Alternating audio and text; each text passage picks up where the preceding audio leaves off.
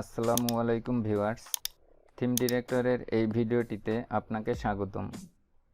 আমরা যারা web design and development নিয়ে কাজ করে থাকি বা পিএইচডি টু এইচটিএমএল নিয়ে কাজ করে থাকি, তাদেরকে বিভিন্ন সময় বায়ারের দেওয়া পিএইচডি থেকে বিভিন্ন ছবি এবং প্রয়োজনে বিভিন্ন লোগো ক্রপ করে নিতে হয় বা কপি করে নিতে হয়।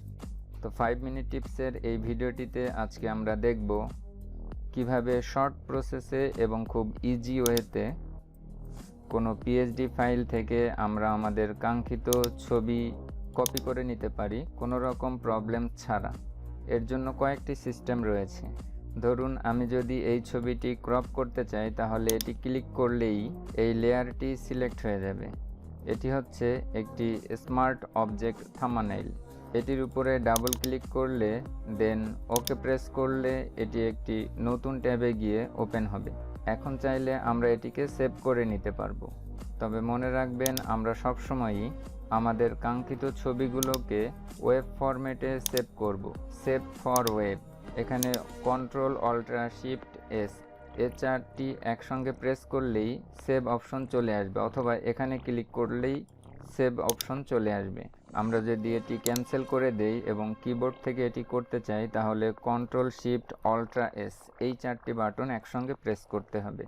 তো মনে রাখবেন, আমরা অলওয়েজ সকল ছবিগুলো পিএনজি ফরম্যাটেই সেভ করব, সেটি ট্রান্সপারেন্ট হোক অথবা ট্রান্সপারেন্ট না হোক। এখান থেকে আমরা PNG 8 অথবা PNG 24 এটি সিলেক্ট করতে পারি। যদি একটু ভালো রেজুলেশন চাই, তাহলে আমরা PNG 24 এটি সিলেক্ট করব। দেন এখান থেকে সেভ বাটনে প্রেস করি এবং আমাদের কাঙ্ক্ষিত জায়গাতে আমরা এটিকে সেভ করে রাখি। আমি আপাতত ডেস্কটপে সেভ করছি। আমরা চাইলে এখান থেকে ছবিটিকে রিসাইজ করতে পারি। ইমেজ সাইজ আমরা যদি কিবোর্ড থেকে করতে চাই, Ctrl-Alt-I প্রেস করব।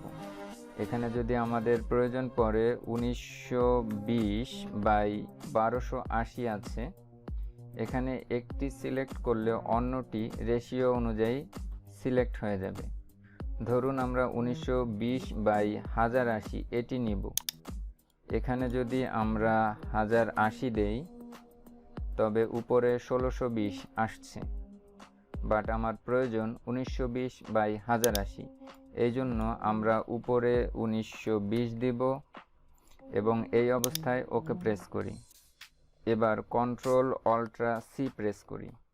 এখান থেকে আমরা 1080 সিলেক্ট করি এবং আমরা যদি এখন ওকে প্রেস করি, দেন প্রসিড, এটি এখন অটোমেটিক্যালি দেখেন 1920x1080 হয়ে গেছে অলরেডি। এখন চাইলে আমরা সেমভাবে এটিকে সেভ করে নিতে পারবো। তো আমি এটা এখন করছি না। এভাবে আমরা অন্য ট্যাবে তখনই আসতে পারবো যখন কোনো বড় একটা ছবিকে স্মার্ট অবজেক্ট এই অপশনের মাধ্যমে করা হবে।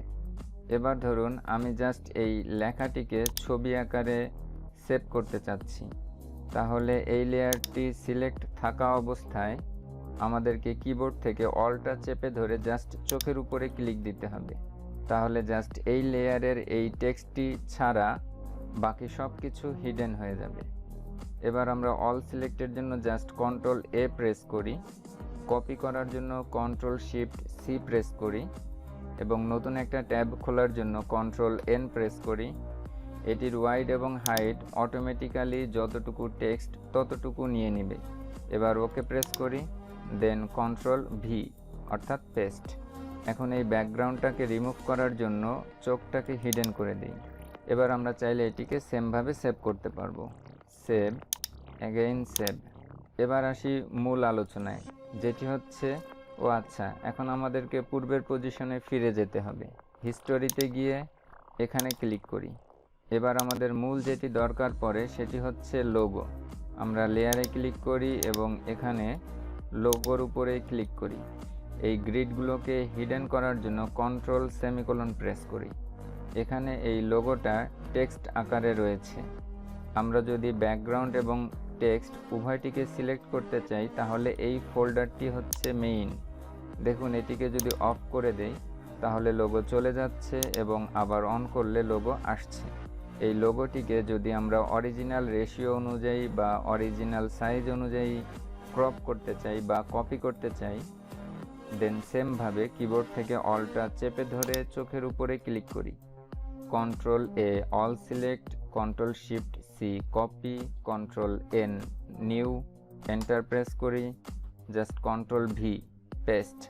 আমরা এটিকে ওয়েব ফরম্যাটে সেভ করি, control shift alt S, then save.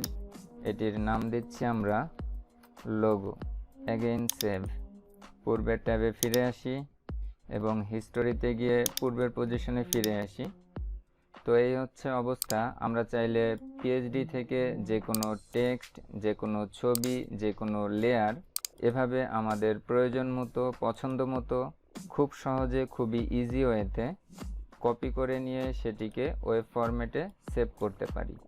তো এই ছিল 5 মিনিট টিপসের আজকের টপিক। এই 5 মিনিট টিপসের প্লেলিস্টে অ্যাবাউট ফটোশপ ডিফারেন্ট টিপস দেওয়া রয়েছে, আপনারা চাইলে পূর্বের টিপসগুলো দেখে নিতে পারেন। ভিডিওটি ভালো লাগলে একটি লাইক দিবেন এবং কমেন্ট করে আপনার ওপিনিয়ন শেয়ার করবেন।